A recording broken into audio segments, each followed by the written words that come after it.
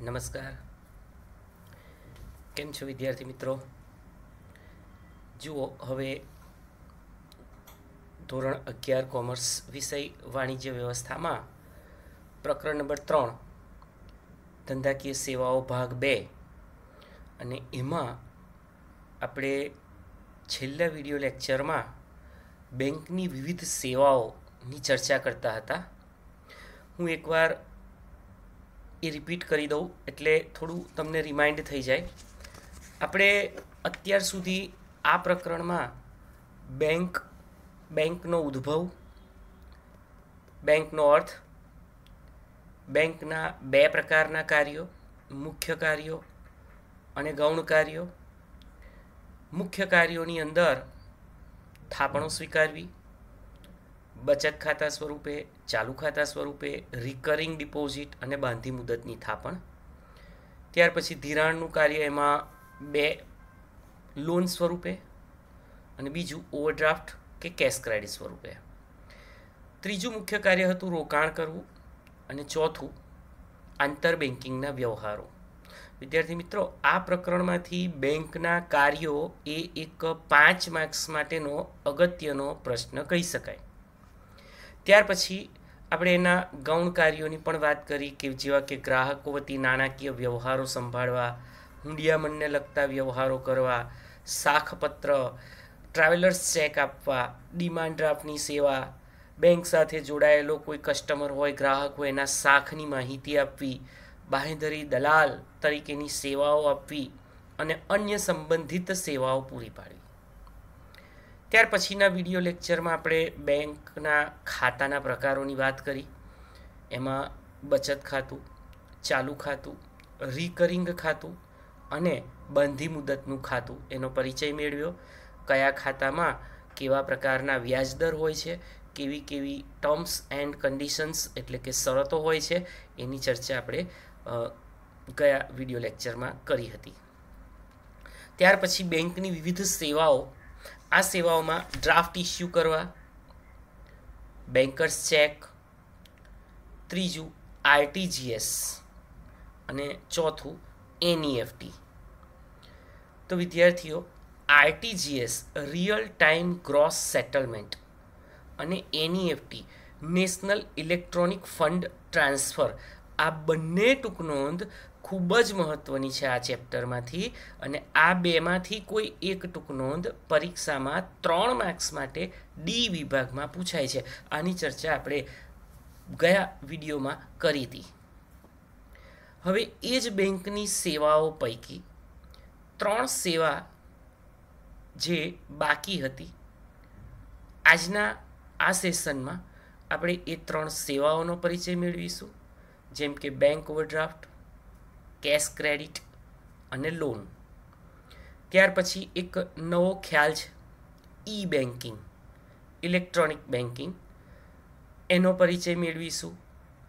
Bank જ્યારે શરૂ થઈ ત્યારથી અત્યાર સુધી એનો 3 તબક્કામાં વિકાસ થયો. સૌથી પહેલું પરંપરાગત પ્રક્રિયા, જેમાં હેન્ડ રિટન એન્ટ્રીથી માંડીને લાઇનમાં ઊભા રહેવું, ટોકન લેવી વગેરેની પ્રવૃત્તિઓ થતી. ત્યાર પછી નેટવર્કથી કમ્પ્યુટર સાથે જોડાણ કરવામાં આવ્યું, અને હાલમાં ઇન્ટરનેટનો ઉપયોગ થઈ રહ્યો છે.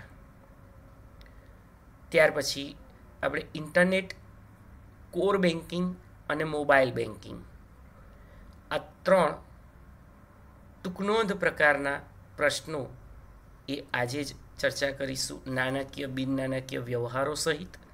અને પ્રકરણના અંત ભાગમાં આપણે બેંકની સંબંધિત સેવાઓ, assistant services provided by the bank, જેમ કે એટીએમ, બરાબર છે, ક્રેડિટ કાર્ડ, ડેબિટ કાર્ડનો પરિચય પણ આજે આપણે આ જ સેશનમાં જોઈશું.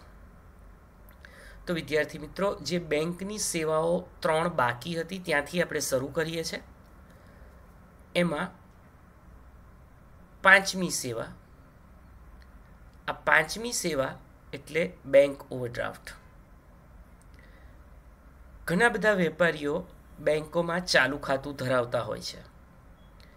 અંડરલાઈન કરી રાખજો, ચાલુ ખાતામાં રહેલી જમા રકમ કરતાં વધારે રકમ ઉપાડવાની જે સગવડ આપવામાં આવે તેને બેંક ઓવરડ્રાફ્ટ કહે છે. બીજા શબ્દોમાં એને અતિરિક્ત ઉપાડ તરીકે પણ ઓળખવામાં આવે છે.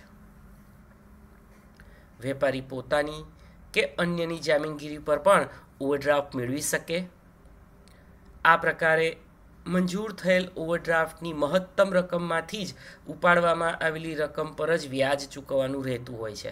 આપણે જોયું કોઈ ચાલુ ખાતેદારનું બેંકમાં એકાઉન્ટ છે, હવે એના ખાતામાં 50,000 રૂપિયા છે, પણ વેપારીથી ભૂલથી 25,000ના 3 ચેક લખાઈ ગયા, તો 2 ચેક સુધી તો વાંધો નહીં, પણ ત્રીજા ચેકમાં બેલેન્સ ખૂટી જાય છે, તો પણ બેંક એના 25,000 ચૂકવી આપશે સામેની પક્ષકારને. પણ હવે જ્યારે વેપારી બેંકમાં સપોઝ 30,000 રૂપિયા જમા કરાવશે ચાલુ ખાતામાં, તો કેટલા જમા થશે? ફક્ત 5,000. પેલા 25,000 બેંક લઈ લેશે, એની સાથે વ્યાજ પણ વસૂલ કરશે. તો આને કહેવાય અતિરિક્ત ઉપાડ, ઓવરડ્રાફ્ટ. બીજી સેવા છે કેશ ક્રેડિટ. કેશ ક્રેડિટ એટલે શું? અંડરલાઇન કરજો. ફરી 1 માર્કનો પ્રશ્ન, બી વિભાગનો. વેપારીને ધંધાકીય હેતુ માટે તેમજ ધંધાના વિકાસ અર્થે ધંધામાં રહેલ માલ સ્ટોક અને એની ઉઘરાણી એટલે કે કલેક્શન, કેટલા દેવાદારો છે, એને ધ્યાનમાં રાખીને બેંક તરફથી ધિરાણ આપવામાં આવે છે. તેને કેશ ક્રેડિટ કહેવાય. આ પ્રકારની વ્યવસ્થામાં માલ સ્ટોક બેંક તારણમાં રહે છે, એટલે કે સિક્યોરિટી પેટે માલ સ્ટોક બેંક રાખી લે છે. ધંધાદારી એકમો જેટલા પ્રમાણમાં અને જેટલા સમય માટે આ નાણાંનો ઉપયોગ કરે તેટલા પ્રમાણમાં નક્કી કરેલું વ્યાજ બેંકને ચૂકવવું પડશે. આ છે કેશ ક્રેડિટ. તો બેંકો કેશ ક્રેડિટની સુવિધા પણ આપે છે. હવે કેશ ક્રેડિટ અને ઓવરડ્રાફ્ટ વચ્ચે શું તફાવત? હું ફરી બોલું છું. ઓવરડ્રાફ્ટ એટલે ચાલુ ખાતેદારોના ખાતામાં રહેલી જમા રકમ કરતાં વધુ રકમ ઉપાડવાની જે સુવિધા બેંક તરફથી આપવામાં આવે તેને ઓવરડ્રાફ્ટ અથવા અતિરિક્ત ઉપાડ કહેવાય. તો કેશ ક્રેડિટ એટલે શું? કેશ ક્રેડિટ એટલે ઓવરડ્રાફ્ટની જે સુવિધા નિશ્ચિત સમય માટે આપવામાં આવે અને એની સાથે માલ સ્ટોક તારણ તરીકે મૂકવામાં આવે ત્યારે તે સુવિધા એટલે કેશ ક્રેડિટ. આ પણ બેંકોનું ધિરાણ જ કહેવાય ચાલુ ખાતેદારોને. બેંકની સેવાઓમાં છેલ્લી સેવા એટલે લોનની સેવા. લોન. બેંકનું મુખ્ય કાર્ય થાપણ સ્વીકારવી અને ધિરાણ આપવાનું છે. બેંક ઓછા દરે થાપણો સ્વીકારે છે અને વધુ દરે ધિરાણ આપે છે. બેંક વેપારીઓને અલગ અલગ રીતે પણ ધિરાણ આપે છે. આ રીતે વેપારી હોય કે ગ્રાહકની હોય વિવિધ જરૂરિયાતો આ લોન દ્વારા સંતોષાય. જેમ કે મકાનની ખરીદી કરવી હોય તો હોમ લોન, ફર્નિચર માટે રિનોવેશન કરાવવું હોય મકાનનું, વાહન ખરીદવું હોય કાર લોન, ધંધાના વિકાસ માટે વ્યક્તિગત લોન એટલે કે પર્સનલ લોન. આ ધિરાણ લાંબા ગાળાનું હોય અને નક્કી કરેલ હપ્તેથી એક સાથે આ રકમ ચૂકવાતી હોય તો તેને લોનથી ઓળખવામાં આવે. ત્યાં અંડરલાઇન કરો, લોન એટલે શું? લોન એટલે બેંકનું એવું ધિરાણ કે જે લાંબા ગાળાનું હોય અને નક્કી કરેલ હપ્તેથી અથવા એક સાથે આ રકમ ચૂકવાતી હોય તેને લોન કહે છે. ત્યાં અંડરલાઇન કરો. બી વિભાગ 1 માર્કનો પ્રશ્ન. લોન એટલે શું? આ રીતે આપેલી લોનના નાણાં પરત આવે તે માટે સ્થાવર મિલકતોની જામીનગીરી લેવામાં આવે એટલે કે સિક્યોરિટી. આપણે ઘર હોય, મકાન, જમીન, વાહનો મોર્ગેજ પર મૂકીએ, સોનું, ગોલ્ડ પણ મૂકી શકાય અને ગોલ્ડ લોન લઈ શકાય. તો આ રીતે જામીનગીરી બેંક લેતી હોય છે અને લોનની ચૂકવણી લોન આપતી વખતે નક્કી કરેલી શરતો અનુસાર કરવાની હોય છે. એટલે એના ઈએમઆઈ થઈ જાય છે. તમને ખબર હશે લોનના ઈએમઆઈ, ઇક્વટેડ મંથલી ઇન્સ્ટોલમેન્ટ, EMI. તો લોનની રકમ આપણે બેંકને ઈએમઆઈમાં કન્વર્ટ કરીને વ્યાજ સહિત પરત કરવાની હોય છે. તો આ હતો લોનનો કોન્સેપ્ટ. તો વિદ્યાર્થી મિત્રો, આ સાથે જ બેંકની કુલ 7 પ્રકારની સેવાઓ, આ સેવાઓમાં આરટીજીએસ અને એનઈએફટી ખૂબ જ મહત્ત્વનું છે. બાકી bank overdraft, cash credit, loan, એની ખાલી વ્યાખ્યાઓ આપણે તૈયાર કરીશું તોય વાંધો નહીં આવે.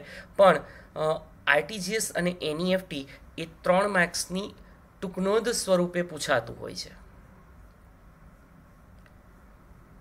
તો હવે તમારા પાઠ્યપુસ્તકના પેજ નંબર 27 ઉપર આગળ વધીએ.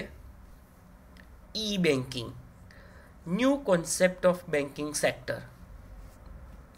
ઈ બેન્કિંગ અંડરલાઇન કરજો. ઈ બેન્કિંગ એટલે ઇલેક્ટ્રોનિક બેન્કિંગ. આ વ્યવસ્થામાં બેંકના વ્યવહારો ભૌતિક સ્વરૂપે નથી થતા, પણ ઇલેક્ટ્રોનિક સ્વરૂપે થાય છે. દાખલા તરીકે આપણે અગાઉ આરટીજીએસ અને એનઈએફટી જોયું, એમાં તમારા ફંડનું ટ્રાન્સફર ઇલેક્ટ્રોનિકલી થાય છે. ભારતમાં આરટીજીએસ સભ્યપદ ધરાવતી કોઈ પણ બેંકમાં તમે આરટીજીએસથી નાણાં હસ્તાંતર કરી શકો છો. તો અહીં ઈ બેન્કિંગ એટલે ઇલેક્ટ્રોનિક બેન્કિંગ. ઈ બેન્કિંગ એટલે શું? 1 માર્કમાં પૂછાય, લખી રાખજો.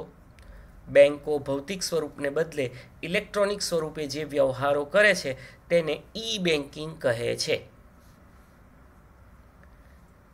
એમાં 3 તબક્કે બેન્કિંગ પ્રક્રિયાનો વિકાસ થયો. પહેલું, પરંપરાગત પ્રક્રિયા, વર્ષો જૂની. બેંકના કાર્યો પરંપરાગત પદ્ધતિએ થતા, તેમાં ખાતેદારના ખાતાની નોંધ માટે લેઝર એટલે ખાતા વહી રાખવામાં આવતી. આ ઉપરાંત વાઉચર સાચવવા પડે, નમૂનાની સહી ચેક કરવી પડે. આ બધા જ કાર્યો કોઈ પણ પ્રકારના યંત્રો વગર કરવામાં આવતા હતા. તમે જુઓ, પાસબુકમાં એન્ટ્રી પણ મેન્યુઅલી ત્યાં કેશિયર કરી આપતા હતા. ટોકન લઈને સાઈડ ઉપર બેસવાનું, જ્યારે નંબર આવે ત્યારે ટોકનને આધારે તે લોકો કામ કરી આપે. હવે એવું નથી. હવે તો તમે જુઓ, દરેક બેંકોમાં લગભગ બાજુમાં ઈ કોર્નર હોય છે. તમે પાસબુકમાં એન્ટ્રી પણ મશીનમાં પડાવી શકો, વિડ્રોલ પણ કરી શકો, કેશ ડિપોઝિટ પણ મશીનથી થઈ શકે છે. એટલે હવે લગભગ બેંકમાં પરંપરાગત કામગીરી જે થતી હતી હવે થતી નથી. ક્રમશઃ બેન્કિંગના વ્યવહારોનો વિકાસ થયો છે. બીજું છે નેટવર્કથી કમ્પ્યુટરનું જોડાણ. બેંકના કાર્યોની પરંપરાગત થતી પ્રક્રિયામાં બેંકની એક જ બ્રાન્ચમાં રહેલા કમ્પ્યુટરને નેટવર્કથી જોડાય, જેને આપણે લોકલ એરિયા નેટવર્ક કહીએ, લેન. આ કમ્પ્યુટર્સ પૈકી એક કમ્પ્યુટરને સર્વર કહેવામાં આવે છે. ત્યાં અંડરલાઇન કરજો, સર્વર કોને કહેવાય. આમ એક શાખાના બધા જ કમ્પ્યુટર્સનું જોડાણ સર્વર સાથે કરવામાં આવે અને એને લીધે બેંકના કાર્યો સરળ અને ઝડપી બને છે. આ કમ્પ્યુટરનું કમ્પ્યુટર સાથે જોડાણ એટલે નેટવર્ક આપણે ચોથા પ્રકરણમાં આની માહિતી વિગતે જોઈશું. ત્યાર પછી ત્રીજો તબક્કો એટલે ઇન્ટરનેટનો ઉપયોગ. બેંકના કમ્પ્યુટર્સને ઇન્ટરનેટથી હવે જોડી દેવામાં આવે છે. પરિણામે બેંકની પ્રક્રિયા ખૂબ જ સરળ અને હવે ઝડપી થવા માંડી છે. ખૂબ ફાસ્ટ અને ઝડપી.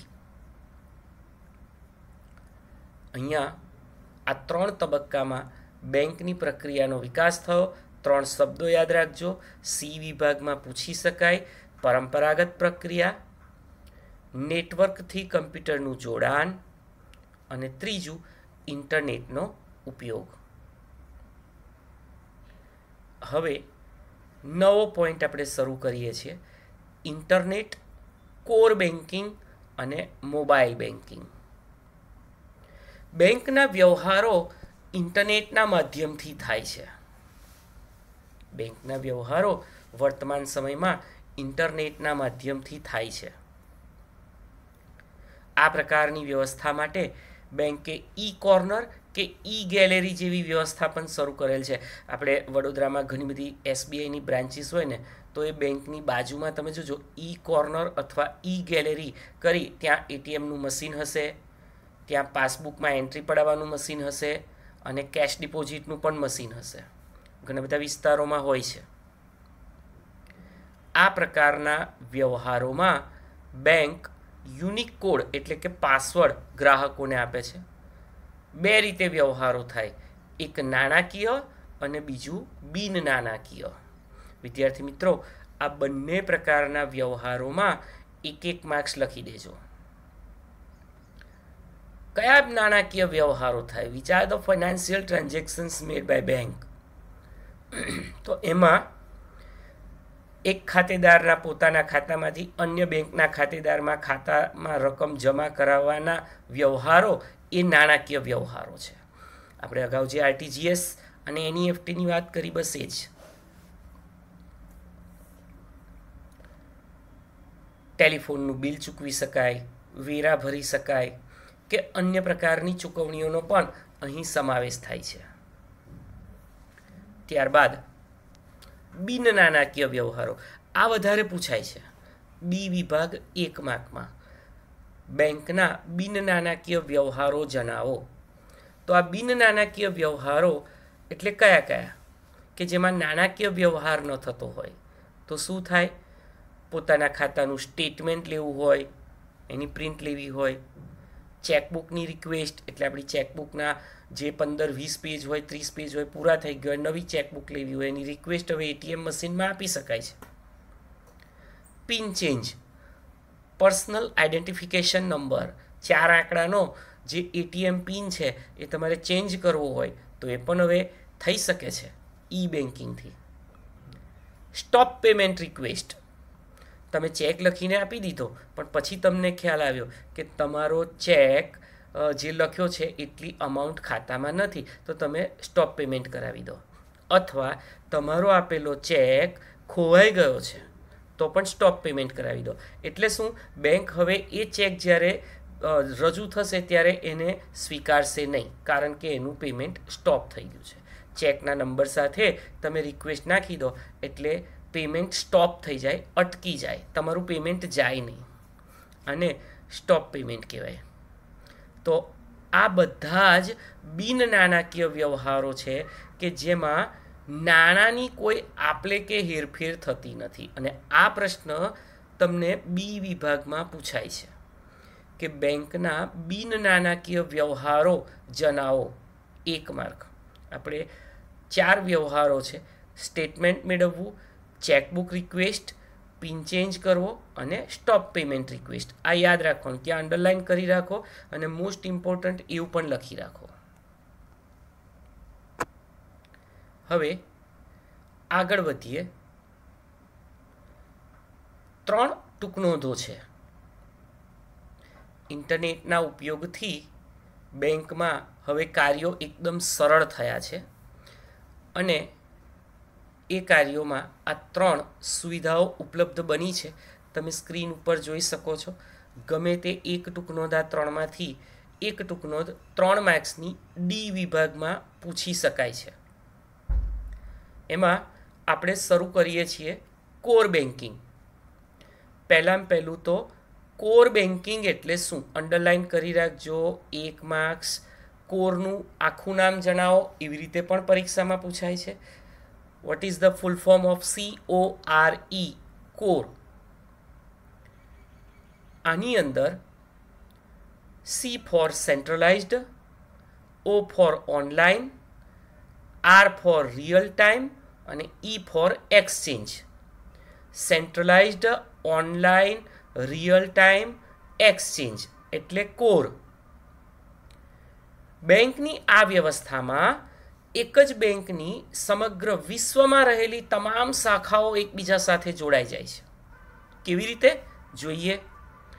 બેંકના સેન્ટ્રલાઇઝ્ડ સર્વર કેન્દ્રીયકૃત સર્વરમાં બેંકની બધી જ શાખાઓના ખાતેદારોના ખાતાની માહિતી ઉપલબ્ધ છે. બેંકનો કોઈપણ ખાતેદારના વ્યવહારની નોંધ રિયલ ટાઈમમાં એટલે કે એ જ સમયે આ કેન્દ્રીયકૃત સર્વરમાં પણ નોંધાતી હોય છે. આ કેન્દ્રીયકૃત સર્વરમાં થયેલા વ્યવહારના ફેરફારની નોંધ બેંકની તમામ શાખાઓમાં જોઈ શકાય. કોઈપણ શાખાનો ખાતેદાર તેના ખાતાના વ્યવહાર બેંકની કોઈપણ શાખામાંથી કરી શકે. તે કોઈપણ શાખામાંથી પોતાના ખાતામાંથી રોકડ ઉપાડી શકે, જમા પણ કરી શકે, પાસબુક પ્રિન્ટિંગ પણ લઈ શકે અને અન્ય વ્યવહારો પણ કરી શકે. આમ અંડરલાઇન કરજો, વિધાન સમજાવવામાં પૂછાય છે. ખાતેદાર શાખાનો નહીં પણ બેંકનો ખાતેદાર બને છે. સમજો. આ સપોઝ હું એક ઉદાહરણ આપું. મારું ખાતું અહીંયા કારેલીબાગ સંગમ 4 રસ્તા વિસ્તારમાં આવેલી સ્ટેટ બેંકમાં છે, પણ કોર બેન્કિંગને કારણે હું આ SBIમાં આવેલું મારું બચત ખાતું કોઈ પણ સ્થળની SBIની શાખામાંથી વ્યવહાર કરી શકું. રૂપિયા ઉપાડી શકું, મૂકી શકાય, પાસબુક પ્રિન્ટિંગ કરી શકાય. અને એટલે જ કહ્યું છે કે ખાતેદાર હવે કોઈ જે તે શાખાનો નહીં પણ આખી બેંકનો ખાતેદાર બને છે. આ પ્રક્રિયામાં એક જ બેંકની અલગ અલગ શાખામાં આ પ્રક્રિયા થઈ શકે છે અને એને કારણે જ ફાયદો શું? ફાયદો એ કે બેંક અને ગ્રાહક બંનેનો સમય અને ખર્ચ ઘટે છે. બરાબર છે. હું વડોદરામાં ન હોઉં તો પણ ભારતમાં કોઈ પણ સ્થળે આવેલી સ્ટેટ બેંક ઓફ ઇન્ડિયામાંથી ટ્રાન્ઝેક્શન કરી શકું ડ્યુ ટુ કોર બેન્કિંગ. તો આ બેનિફિટ એ કોર બેન્કિંગનો છે. બરાબર. CORE centralised online real time exchange core.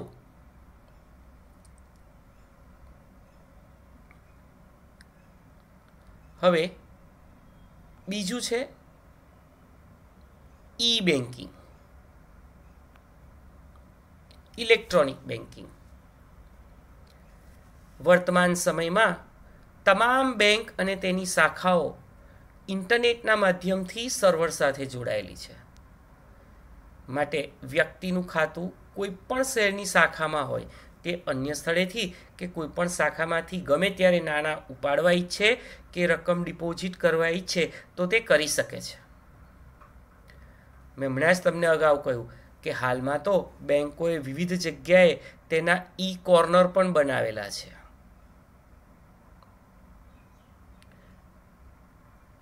Corner એની અંદર મશીનની મદદથી ATM કાર્ડ એટલે કે ડેબિટ કાર્ડના મારફતે પોતાના ખાતામાં નાણાં તમે ઉપાડી પણ શકો, જમા પણ કરી શકો અને પાસબુક પ્રિન્ટિંગ મશીનના માધ્યમથી રહેલી શિલ્લક પણ જાણી શકો, કેટલું બેલેન્સ છે ખબર પડે. આ રીતથી વ્યવહાર થતા હોવાને કારણે બેંક સર્વર સાથે ખાતેદારનો મોબાઈલ નંબર કનેક્ટ કરી રાખે છે.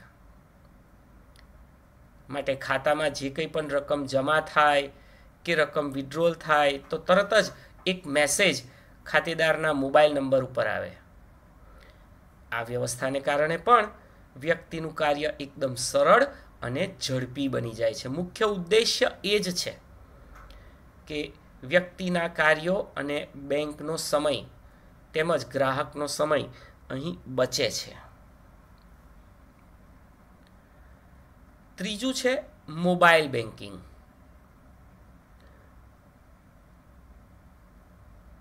અંડરલાઈન કરજો. મોબાઈલ બેન્કિંગ એ એવી સેવા છે કે જેના દ્વારા કોઈ પણ બેંકમાં વ્યક્તિગત રીતે પહોંચ્યા વગર ઇલેક્ટ્રોનિક સાધનોની મદદ એટલે કે ઇન્ટરનેટનું જોડાણ ધરાવતા હોય તેવા મોબાઈલની મદદથી વિશ્વના કોઈ પણ છેડેથી નાણાકીય વ્યવહાર કરી શકાય છે. એ મોબાઈલ બેન્કિંગ. ખાતામાં રહેલી જમા રકમ એટલે કે કેટલું બેલેન્સ છે એ જાણી શકાય, light bill, telephone bill, gas bill અથવા કરવેરા ચૂકવવા આ બધું પેમેન્ટ પણ તમે મોબાઈલથી જ કરી શકો છો. એક ખાતામાંથી બીજા ખાતામાં રકમ પણ ટ્રાન્સફર થઈ શકે. હા, આ પ્રકારની સેવા મેળવવા માટે આપણે બેંકને અરજી કરવી પડે. ત્યાર પછી બેંક મોબાઈલ બેન્કિંગ માટે આપણને લોગિન આઈડી અને પાસવર્ડ આપશે. પણ યાદ રાખજો વિદ્યાર્થી મિત્રો, આ વ્યવસ્થામાં સલામતી જાળવવી ખૂબ જ જરૂરી છે. તમારી કોઈ થોડીક ભૂલ, કદાચ ફ્રોડ થાય છે અને સાયબર ક્રાઇમના આપણે ભોગ બનીએ છીએ. એ ખાસ કાળજી રાખવાની, કેમ કે હરતી ફરતી બેંક થઈ જાય તમારા મોબાઈલમાં છે. જો તમે રેગ્યુલર લોગિન કરતા હોય અને લોગ આઉટ કરવાનું ભૂલી જાઓ ત્યારે તમારી સિસ્ટમમાં, મોબાઈલની સિસ્ટમમાં એ એપ્લિકેશન ખુલ્લી રહે છે. કેટલીક વાર હેકર્સ સાયબર એટેક કરીને તમારા ખાનગી પાસવર્ડ પણ જાણી લેતા હોય છે અને આપણા બેંકના ખાતા સાફ કરી આપે. એટલે સાવધાની ખૂબ જ જરૂરી છે આમાં. તમે જુઓ, અત્યારે ઘણી બધી બેન્કોએ મોબાઈલ બેન્કિંગ અંતર્ગત એપ્લિકેશન બનાવી, જેમ કે axis bank, HDFC, state bank of ઇન્ડિયાએ જે એપ્લિકેશન ડેવલપ કરી છે એનું નામ યોનો છે, YONO, યોનો. તો યોનો એક એવી એપ્લિકેશન છે કે જેમાં ખૂબ જ સરળતાથી તમે શોપિંગ કરી શકો, ફંડ ટ્રાન્સફર કરી શકો, તમારા જેટલા ફિક્સ ડિપોઝિટ હોય, સેવિંગ્સમાં હોય, એ બધા જ ખાતા એમાં મર્જ થઈ શકે, તમારું ફંડ ટ્રાન્સફર થઈ શકે, પેમેન્ટ્સ કરી શકો, વીમાની રકમ ચૂકવી શકો, ટેક્સ ભરી શકો અને સાથે સાથે શોપિંગ માટે કેટલીક ઓફર્સ તો ખરી જ. તો યોનો નામની SBIની એપ્લિકેશન, એવી રીતે એક્સિસમાં પણ મોબાઈલ બેન્કિંગ છે, HDFCમાં પણ છે, ICICIમાં પણ છે. ઘણી બધી બેન્કોએ પોતાની મોબાઈલ બેન્કિંગની એપ્લિકેશન ડેવલપ કરી છે અને ગ્રાહકો ઘેર બેઠા આ મોબાઈલ બેન્કિંગના ઉપયોગથી એ સુવિધાનો લાભ લે છે. તો આ હતું મોબાઈલ બેન્કિંગ. વિદ્યાર્થી મિત્રો, તમે સ્ક્રીન ઉપર જોઈ શકો છો 3 ટૂંકનોંધ પ્રકારના પ્રશ્નો તમારા સ્વાધ્યાયમાં પણ આપેલા છે.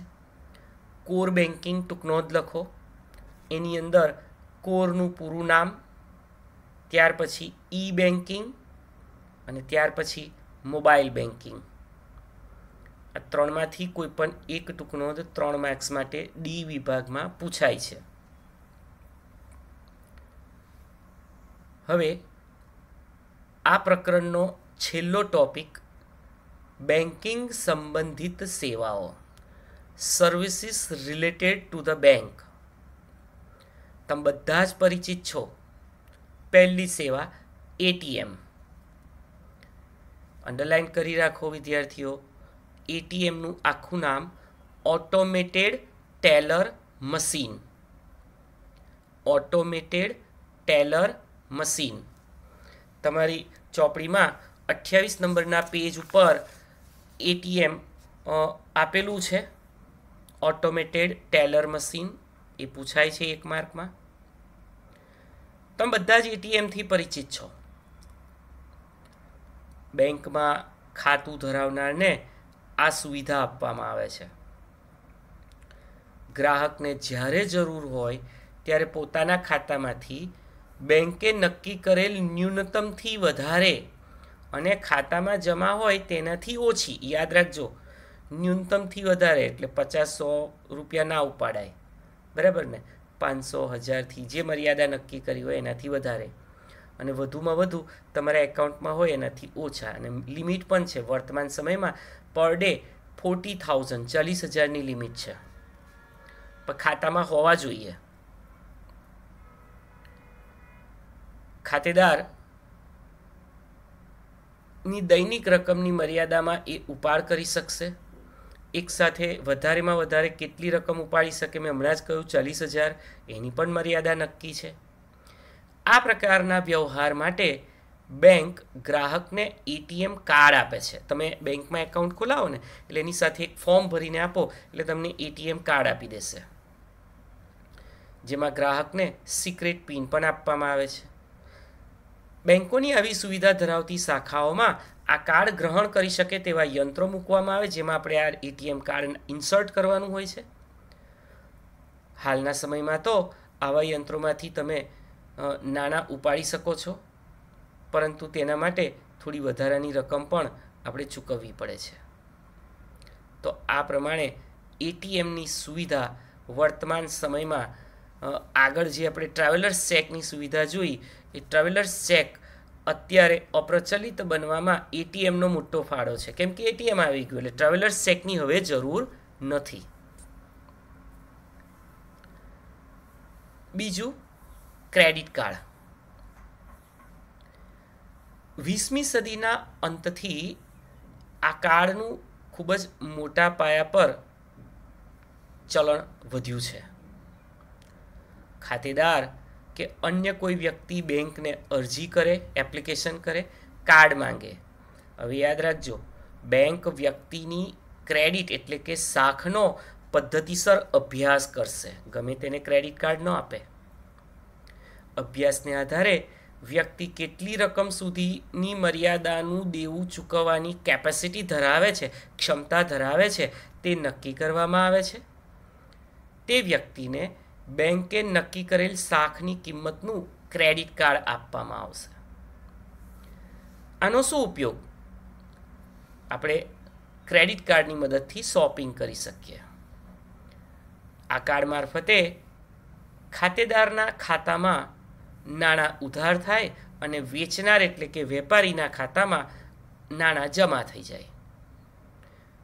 નિશ્ચિત સમયે બેંક આ સ્ટેટમેન્ટ જે તે કાર્ડ ધારકને મોકલી આપશે અને કાર્ડ ધારકોએ નક્કી કરેલ સમયગાળામાં બેંકને આ રકમ ભરપાઈ કરવાની હોય છે.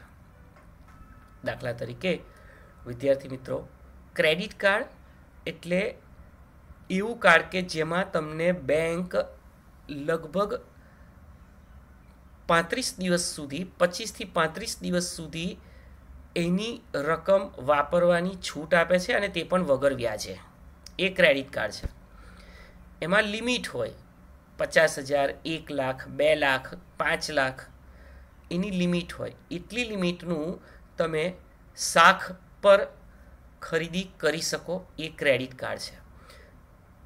પછી ચોક્કસ મુદત આવે એ પહેલાં તમને એ લોકો સ્ટેટમેન્ટ આપે અને એ સ્ટેટમેન્ટને આધારે આપણે બેંકમાં એ રકમ ચૂકવી આપવાની હોય છે. આને ક્રેડિટ કાર્ડ કહેવાય.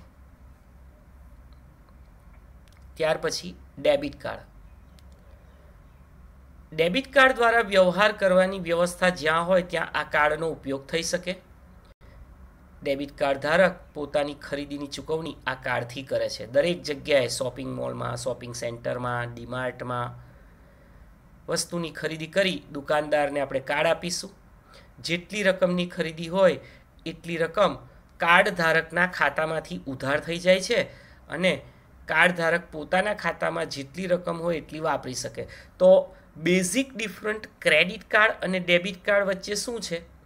તો ડેબિટ કાર્ડમાં તમારા ખાતામાં જેટલી રકમ છે એટલી જ તમે વાપરી શકો, એટલે ડેબિટ કાર્ડ કમ એટીએમ કાર્ડ. જ્યારે ક્રેડિટ કાર્ડ તમારા ખાતામાં રકમ ન હોય તો પણ તમને 25 થી 45 દિવસની શાખ ઉપર બેંક મારફતે ક્રેડિટ આપવામાં આવે છે. એટલે રૂપિયા ન હોય તો પણ વાપરી શકો એ ક્રેડિટ કાર્ડ, અને તમારા ખાતામાં રૂપિયા હોય તો જ તમે વાપરી શકો એ ડેબિટ કાર્ડ. આ ખાસ કાળજી રાખજો. દેખાવે બંને કાર્ડ એક સરખા જ લાગશે, પણ બંનેના ફંક્શન્સ અલગ અલગ છે, બંનેના લક્ષણો અલગ અલગ છે. ક્રેડિટ કાર્ડ અને ડેબિટ કાર્ડ. રિપીટ કરું, ક્રેડિટ કાર્ડ તમારા ખાતામાં રૂપિયા ન હોય તો પણ તમે વાપરી શકો અને મહિનાની મુદત પછી બેંકને તમે ચૂકવી શકો વગર વ્યાજે. જ્યારે ડેબિટ કાર્ડ તમારા ખાતામાં હોય એટલી જ રકમ તમે વાપરી શકો અથવા એટીએમમાંથી ઉપાડી શકો. એટીએમ મશીનમાં જે કાર્ડ વપરાય છે તેને ડેબિટ કાર્ડ કહેવાય. આ યાદ રાખજો. એટલે જ એટીએમ કમ ડેબિટ કાર્ડ એવું પણ કહેવાય છે. તો વિદ્યાર્થી મિત્રો, આ વાત થઈ ગઈ ડેબિટ કાર્ડની, ક્રેડિટ કાર્ડની અને એટીએમની, કે જે બેન્કો વર્તમાન સમયમાં સેવા પૂરી પાડે છે. આ સાથે જ આપણું અહીંયા ત્રીજું પ્રકરણ ધંધાકીય સેવાઓ ભાગ 2, કે જેમાં બેંકની સેવા છે, એ પૂરું થાય છે. સ્વાધ્યાય તમારે પહેલો પ્રશ્ન MCQ 12 આપેલા છે, એની નીચેના જવાબ પણ છે, તો એ 12 MCQ લખવાના છે. ત્યાર પછી બીજા પ્રશ્નમાં એક વાક્યમાં જવાબ આપો, 6 પ્રશ્નો છે, એ લખવાના છે. અને ત્રીજો પ્રશ્ન અત્યારે જ આપણે વાત પણ કરી, ત્રીજાના 5મો ક્રેડિટ ડેબિટ એટીએમ, તો એ ત્રીજો પ્રશ્ન પણ હોમવર્કમાં લખવાનો છે. અને ચોથો જે છે એ ઓલરેડી તમે લખેલો હશે, 5મો એ પણ લખેલો હશે, તો ચોથો અને 5મો એ લખવાની જરૂર નથી. હા, ચોથા પ્રશ્નનો બીજો પ્રશ્ન પેલું વિધાન છે જે આજે ચાલ્યું. કયું વિધાન? ખાતેદાર જે તે બેંકની શાખાનો નહીં પરંતુ બેંકનો ખાતેદાર છે.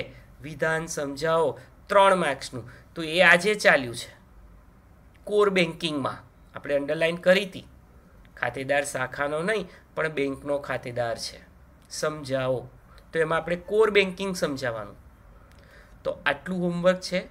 સ્વાધ્યાયનો પહેલો, બીજો, ત્રીજો પ્રશ્ન આખો અને ચોથા પ્રશ્નનો બીજો પ્રશ્ન હોમવર્કમાં લખવાનો છે. હવે પછીના વિડીયો લેક્ચરમાં આપણે ચોથું પ્રકરણ શરૂ કરીશું, માહિતી સંચાર, ઈ-કોમર્સ અને આઉટસોર્સિંગ. નમસ્કાર.